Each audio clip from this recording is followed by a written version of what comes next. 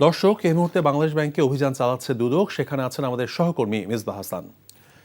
মিসবাহ, বাংলাদেশ ব্যাংকে দুদকের অভিযান সম্পর্কে কি তথ্য আছে আপনার কাছে?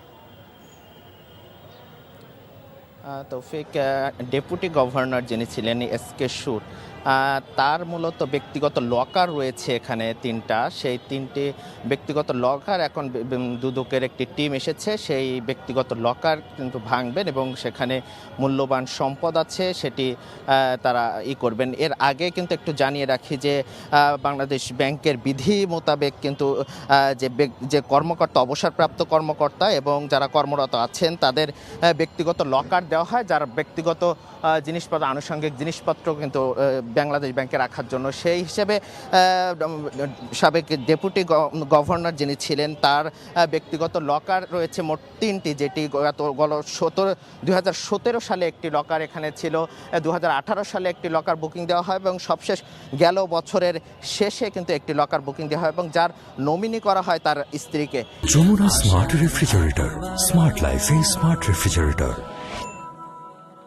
এই তিনটি লকার রয়েছে। দুদকের অনুসন্ধানী দল এর আগে কিন্তু তার নিজ বাড়িতে, ধানমন্ডিরত যে বাড়ি আছেন সেখানে কিন্তু অভিযান চালায়। সেই অভিযান চালিয়ে প্রায় 16 কোটি টাকা উদ্ধার করে। তারপরে কিন্তু একাধিকবার বাংলাদেশ ব্যাংকে নোটিশ দেয়, তার যে ব্যক্তিগত লকার আছে সেখানে অভিযান চালানো হবে এবং বাংলাদেশ ব্যাংকের পক্ষ থেকে অনুরোধ জানানো হয় যে লকারটি আছে সেটি না ভাঙার জন্য। পরবর্তীতে দুদক এটাকে স্থগিত করে দেয় এবং আজকে দুদক বাংলাদেশ ব্যাংকের আসেন এবং এখন পর্যন্ত যে বাংলাদেশ ব্যাংকের যে টিম আছে তাদের সাথে কথা বলছে, লকারের যে দায়িত্বে আছে সেই কর্মকর্তার সাথে কথা বলছে। দীর্ঘ মিটিং চলছে। মিটিংয়ের পরবর্তীতে কিন্তু স্বর্ণকার এবং লকারের যে কারিগররা আছেন, কারিগররা আসলে সেই লকারটা কিন্তু ভাঙতে দুদকের অভিযান কিন্তু এরপরে শুরু হবে।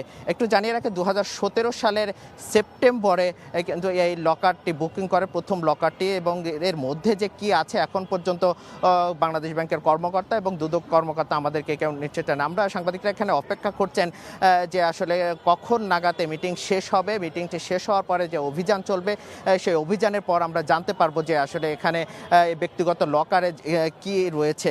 একটু জানিয়ে রাখি যে 2017 সালে প্রথম লকারটি বুক করা হয় এবং 2018 সালে কিন্তু আরেকটি লকার বুক করা হয় এবং সবশেষ 2023 সালের একটি লকার কিন্তু বুক দেওয়া হয়।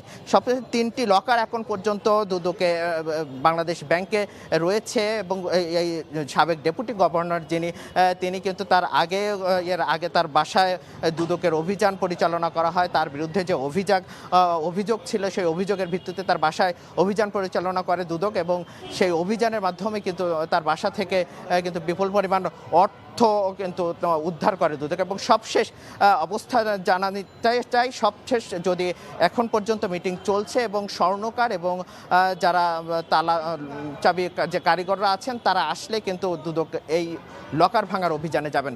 তখন সবশেষ দুদক ব্রিফ করার আগ পর্যন্ত আমরা জানতে পারবো যে এখানে সবশেষ অবস্থা। এই ছিল তৌফিক সবশেষ।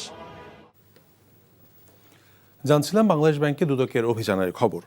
যমুনা স্মার্ট রেফ্রিজারেটর, স্মার্ট লাইফে স্মার্ট রেফ্রিজারেটর।